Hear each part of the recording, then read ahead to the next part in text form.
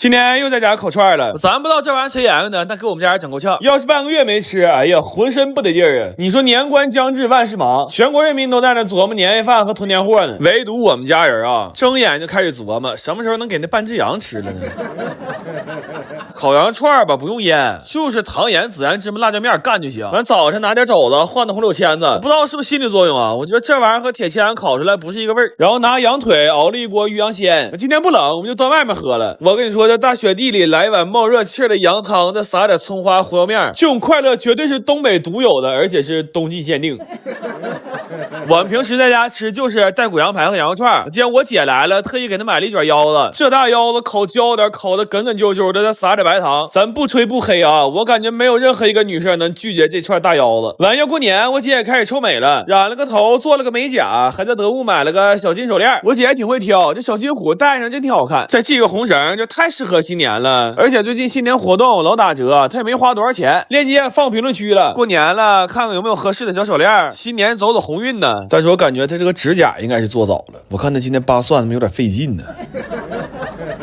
下午收拾东西，晚上不愿意动了，就吃点整事儿的。这锅是羊腿火锅，等会儿下面条。完这边烤点鹅肝和牛肉，现在属于是火锅局和烤肉局凑一起了。本来说愿意吃啥就坐哪边，后来我看选都挺揪心，我说拉倒吧，一锅一锅来吧。先吃的是烤盘，正好我妈中午没在家，给留了几个腰子一起热了。完这边羊腿蘸点韭菜花，吃完就下面条了。最后这点火锅面吃的太舒服了。等我爸睡醒来吃面条的时候，说你们挺厉害，这锅还能烙油饼。我一看哪有油饼啊，那是烤完鹅肝擦油的纸啊！你刚才上去整一块了，在家吃烤肉，让一个齐齐哈尔哥们刷着了，这顿给我埋的呀！这个逼还特意给我送点料来。他站在门口的时候，我都懵了。我说大哥，你得开300多公里到这，你就带了一包料来吗？你就没寻思带点肉吗？完了，他告诉我媳妇管的严，带不出来，但是带了满分微气泡果汁。他说嘎嘎的，比骑士烤肉还贵。完了，着急忙慌就回去了。哎，我没明白，他这是假装瘦肉干啥孬事让媳妇发现了吗？哎呀，不管那个了，得亏我处过几个齐齐哈尔对象，对齐 BBQ 也算稍微有点了如指掌。要不我肯定给他媳妇打电话，要不。哎，这满分真看出好喝来了啊！这爹说上火的西柚的葡萄一个味干了一个，喝的嗝嘎。我看着都是水果做的 ，VC 含量贼高，这哪喝饮料呢？这不在这吃水果呢吗？哎呀妈，这口好像吃仨苹果。这个齐齐哈尔 BBQ 正式营业了啊！首先咱们来到荤菜区，五花、肋条、胸口、毛肚、牛子盖、羊排、大虾、肥肠。哎呀妈，哈喇淌裤衩呀！这边是素菜区，素菜区我都不想多瞅他一眼。这边是饮品区，一桌子满分呢，咱是文喝还是武喝呀？这小子永远也改不了到哪先点主食的坏毛病。这一顿呐，怎么说呢？这个肥肠、大肉片子、就着小蒜瓣、骑士蘸料，还有满分果汁冰沙。老话说得好啊，真是那个呀！我昨天晚上实在太饿了，我就想吃点带味儿的。然后我发现我们家最有味儿的竟然是这玩意儿，这他妈啥味儿啊？原味不行就给它调味儿呗。那饿你咋整？也睡不着啊。水开你就给这玩意儿扔里，下姜酒，等它飘了给它捞起来。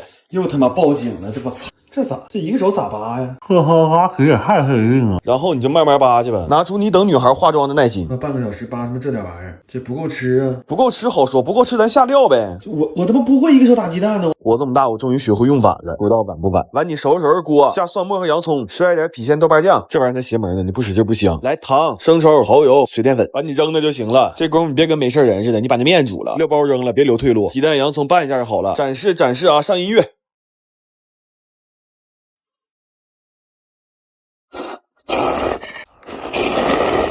都是干啥的，就是有点慢。还煮个面条，整他妈1个半小时，等会儿还得收拾厨房呢。有彩蛋吗？没有，谢谢，哈哈。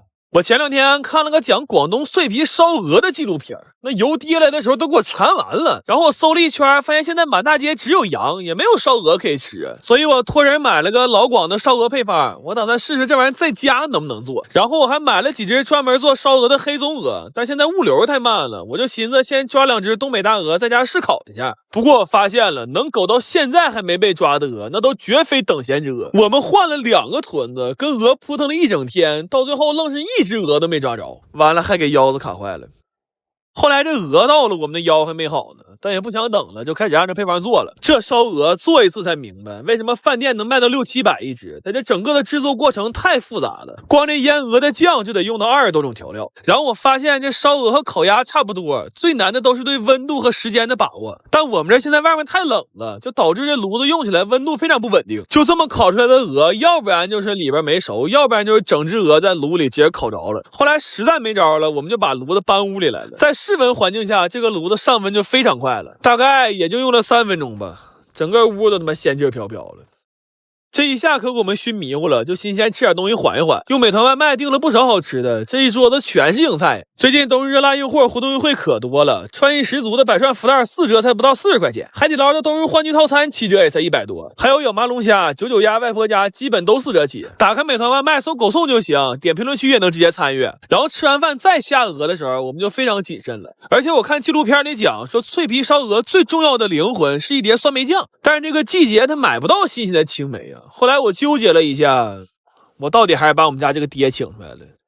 这酸梅酱熬完之后，现在多少还带了点酒香。然后这些鹅现在烧的也非常好了，就无论从颜色还是饱满度上来讲，看着还真有点饭店的感觉。尤其是剁鹅的时候，这油汪汪的一块一块，看着可太爽了。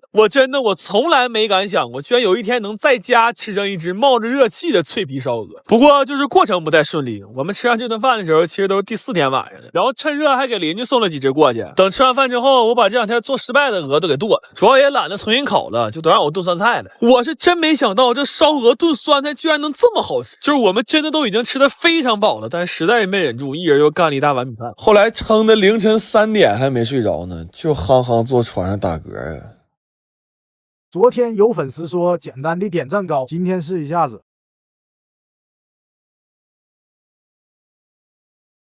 是啥呀？别问，赶紧喝了。哎呀，烫啊！哎，赶紧喝了，着急，快点！完了呢？没完了，没事，今天着急回家，赶紧下去吧。拜。好了，有事下午再聊吧。拜。关门，走。